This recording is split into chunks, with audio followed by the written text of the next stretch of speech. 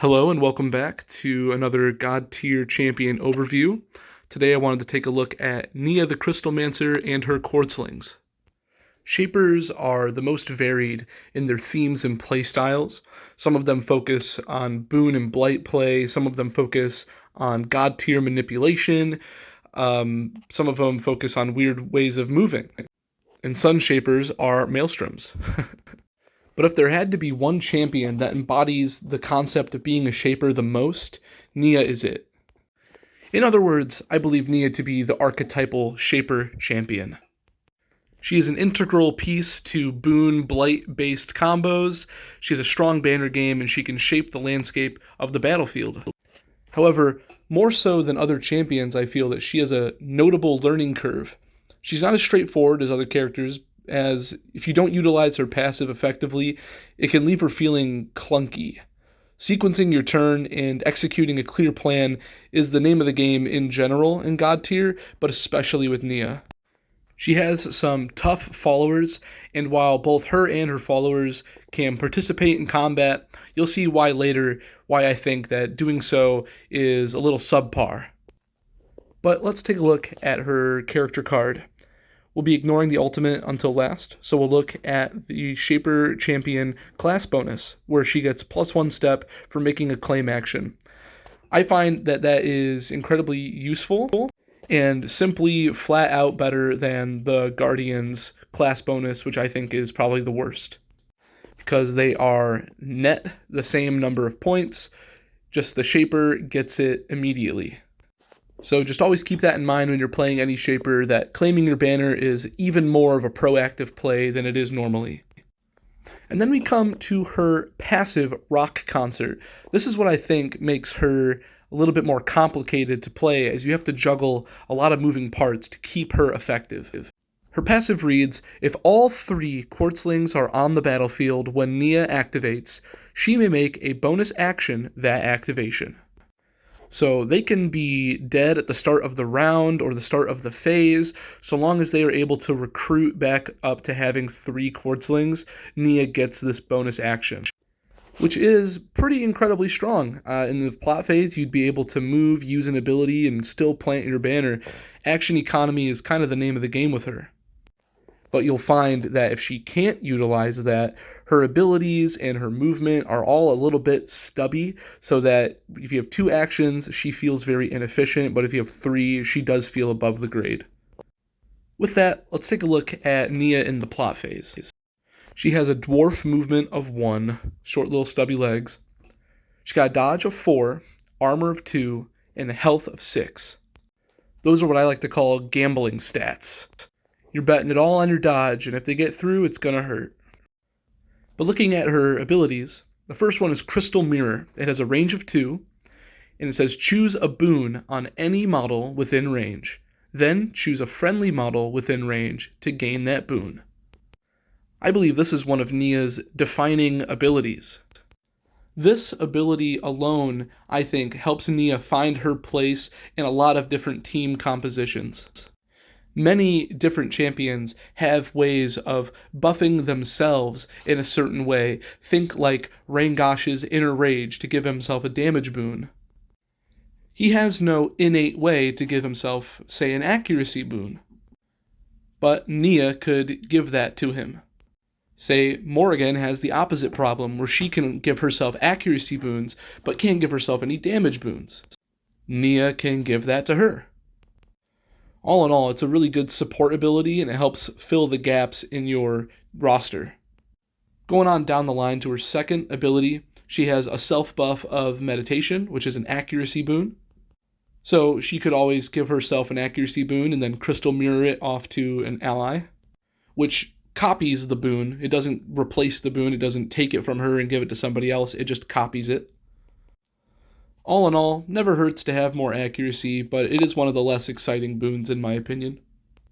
And her last ability in the plot phase is March, and all it does is let her move up to 1 hex.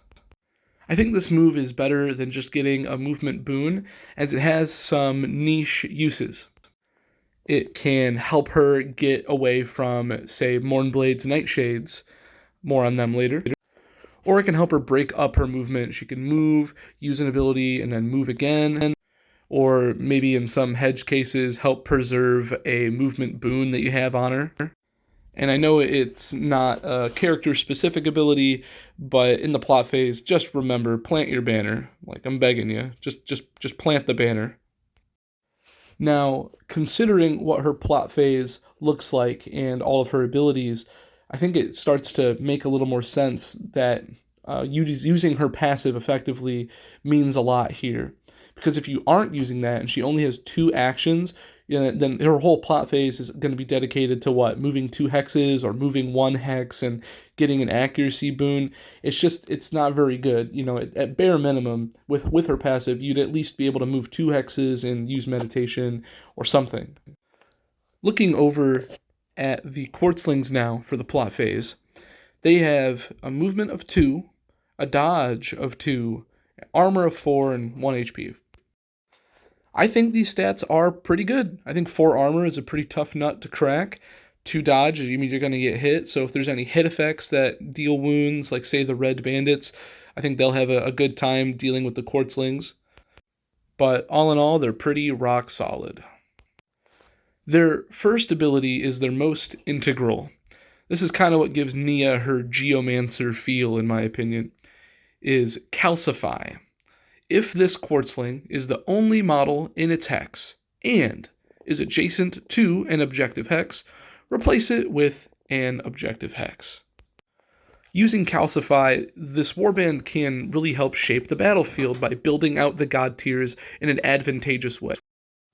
Some obvious uses are bringing the Godtears to Nia so that she can just claim on them, or claim on them in maybe a deeper spot on the battlefield, a little more easily fortifiable. But also keep in mind that Godtears block follower movement, so you can use them to cut off other followers or maybe trap them in if you've set up some weird Godtear shapes formations. I know I've used it to prevent Grimgut from spewing his Wretchlings all over the battlefield. I just plugged that up, and he no longer had access to do that. This is another key ability in why Nia is a little more complicated to use, because you kind of think outside of the box when using her to get the most out of her. But Calcify, as great as it is, it does have some complications to consider.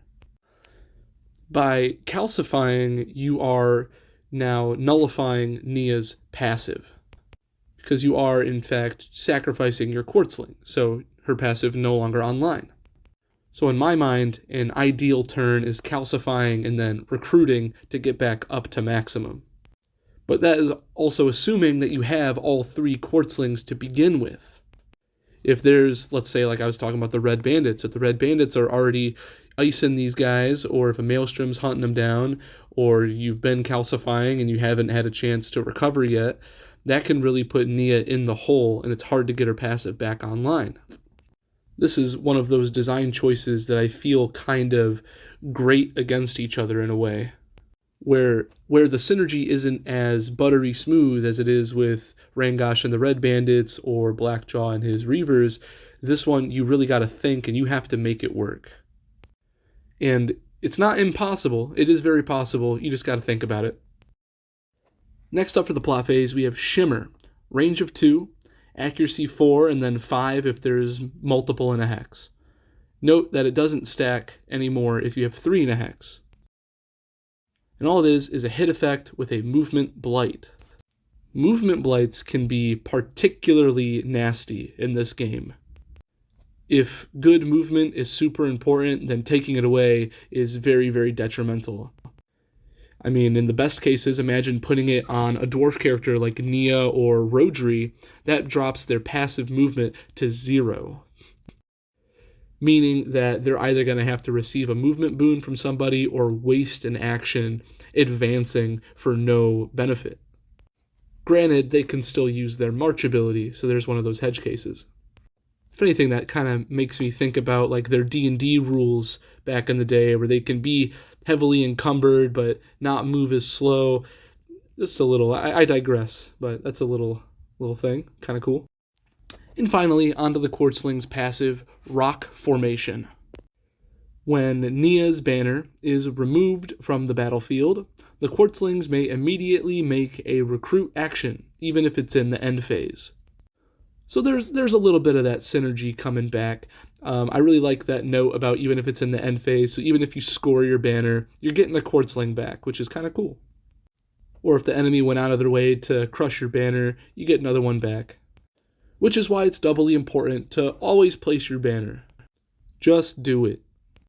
But now that we're wrapped up with the plot phase, let's look at the clash phase. Sticking with the Quartzlings, we see that their movement actually drops to 0. But don't be disheartened, because their first ability is Rolling Stones. Each Quartzling may move up to 3 hexes in a straight line. So they're even faster in the clash phase, it's just in a more limited capacity. Their second ability is Stone's Throw. Has a range of 2, and it has 4 accuracy and 4 damage. If there's just 1 in a hex, it goes up by +1 accuracy if there's 2, and then +1 damage if there's 3. So there is some benefit to stacking them 3 in a hex. 5/5 at range isn't terrible. It's also not great. I don't think that it is worth getting these guys clumped together to go out and do that Stone's Throw. Because if you remember, in my mind, the best thing they can do in the plot phase is to use Calcify and then recruit. But to Calcify, you can only have 1 in a hex. So if you're clumping them up in the clash phase, that's going to be a problem. Because then you're going to have to move out of the hex, so there's just 1 next to a Godtear, and then Calcify, but then you don't have an action to recruit, and Nia's left stranded. 5/5 is okay in a pinch. I just think it's more important for this warband to be playing the banner game. If you're looking for ranged damage, you may as well just play Lorsan. Okay, but finally getting over to the clash phase for Nia, we see that her movement has bumped up from 1 to 2, so she's a little bit quicker, that's nice. She no longer has March, so this is kind of compensation for that. Her first ability is Crystal Glare with a range of 2, kind of the inverse of Crystal Mirror. You choose a Blight on any model within range, and then choose an enemy model within range to gain that Blight. I think I'll talk a little bit more about this in a little bit later, but I think for now it's important to note that this is kind of a minor deterrent for opponents to put Blights on you, because you can just give them back. And there's no rolls involved either, which I really like. But skipping over to her second ability, you have Erosion, range of 2, accuracy 5, hit effect, put it armor blight on the target. Pretty simple, but I think armor blights are pretty darn useful. Soften up a target, get a Slayer nice and prepped, or even just get your actual damaging attack a little extra oomph. I mean, -1 armor is essentially gain 1 wound, on a successful attack, so that's pretty nice. And then her actual attack, range 2, Blinding Light, range 2, accuracy 4, damage 5, with another hit effect of an accuracy blight. That accuracy blight can snub, some targets that have mediocre accuracy already, thinking maybe like Blackjaw or Grimgut's Retchlings, things like that. 4/5 aren't exactly Slayer numbers, which is kind of goes back to the Quartzling sentiment where, yeah, Blinding Light's nice to do every now and again. That's it'll chip damage somebody. But if you're going out of your way to hit a Blinding Light, I think you're messing up. I think you should be using this phase and that 2 movement to, interact a little bit with the Blight game, but really position yourself for the next plot phase, because that's what Nia's all about. And to really drive that point home, all you have to do is look at Nia's ultimate, Geode. Plot phase only. Choose a Quartzling that is the only model in its hex and is adjacent to an objective hex. Replace it with an objective hex. Kind of sounds like the Quartzling's Calcify. But if it is within 2 hexes of Nia, she may make a claim action on that hex. That is some huge action economy. If you're using her passive to get 3 actions and you do Geode, which is essentially 2 actions in 1 that gets you a ranged claim, that's pretty sweet. It also means that with proper sequencing, if you set up this move, you can get a pretty big change in the battlefield. Imagine you start your plot phase and a Quartzling calcifies and recruits, and it turns out it calcified right next to another Quartzling, which you then use Geode on to build out the Godtears, 2 Godtears in one phase. That's pretty dramatic. I mean, that can close a gap, that can do all that stuff I was talking about with calcify, but it does it at a rapid pace while giving you a banner. All in all, I think her kit and her warband are very solid, if not a little difficult to manage. I think it's interesting that she comes in one of the starter sets because I think she's a little difficult to get the most value out of, especially for a new player, especially when you compare it to the other starter set that has 2 very self-sufficient characters. Nia on her own, I don't know if she's super self-sufficient. She thrives in a team that she can complement, which then helps make sense, why she's in a starter set, because she's in a starter set with a champion that I think she works very, very well with. Morrigan, who is very boon reliant and can dish out a lot of blights. There's a lot of synergy between those two. And while this starter set might be a little more complicated to use out of the box for a first-time player, I think those 2 champions work together a lot better than Tidus and Finvar, who are very good on their own. I just don't understand how they work together besides just being good at what they do on their own. But speaking of synergies and people that she goes well with, I may as well talk about that a little bit more. I think Morrigan is a fantastic pick. Her cold bones can give her already an accuracy or a movement boon, which Nia can then replicate onto herself or to the followers. One thing Morrigan's kit lacks is access to any defensive boons and also a damage boon, but her cold bones can give themselves a damage boon. So Nia can replicate that onto Morrigan. I think that's a very easy access with these 2 champions. So Nia really helps round out that warband's faults by giving Morrigan access to that accuracy and damage now, so she could really pump out some good numbers. And while I haven't playtested her super extensively with every champion that I own, I can think of some interesting interactions at the very least. For example, Tidus in the plot phase has challenge, where it says an enemy model within range gains 2 different blights of your choice, and then Tidus gains a blight of your opponent's choice. Nia can help, mitigate the effects of that blight on Tidus, or replicate it onto somebody else, or because you're choosing 2 blights to put onto the opponent, you can then, spread that blight onto another nearby target. You have a lot of control in that way, and you have a lot of easy blight generation because challenge has no accuracy, it just happens. So that's a lot of guaranteed interactions, which I think is helpful to have that control without RNG. I also think that she plays well inherently with other champions that can help keep her Quartzling numbers up.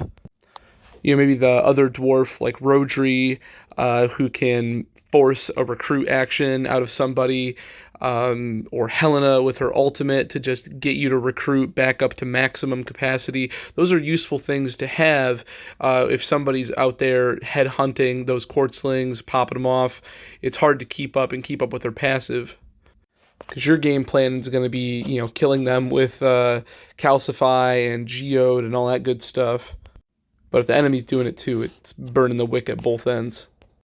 I think Half Tusk can be interesting, namely for his followers, because they can enter Godtear hexes.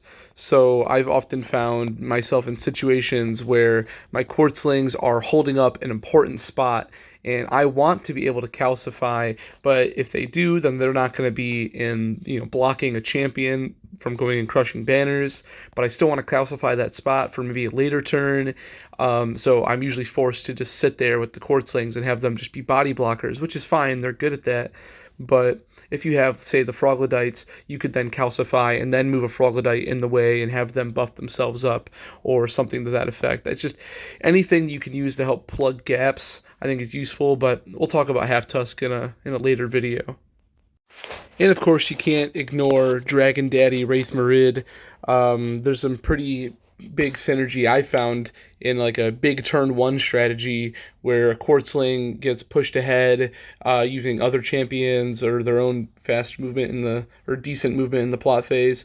They calcify around one, and then Raith Marid teleports and takes that one that he just made, flips it behind him, Nia claims on it. You've got yourself an instant fortification at the word go. You know, the very first round, you've got yourself set up for a good station. So, you know, that's always a pretty stellar strategy. Yeah, but I think to wrap up my thoughts, you know, just to reiterate, I think she is, a really solid champion. I think she is crucial in certain, you know, 3-man team comps. I think she plays a really mean banner game. But I would really be interested in hearing what your guys' experience with her has been. Do you find her, you know, obtuse to use? You know, what kind of champions do you take her with? I'd just love to hear your thoughts on her in general. And more than that, if you have any, you know, other thoughts about these videos or things you'd want me to cover more in depth, or, you know, maybe a certain champion that you want me to kind of share my thoughts on, just let me know and let's talk about some Godtear. Thank you for your time, and let's keep playing this awesome game. Peace out.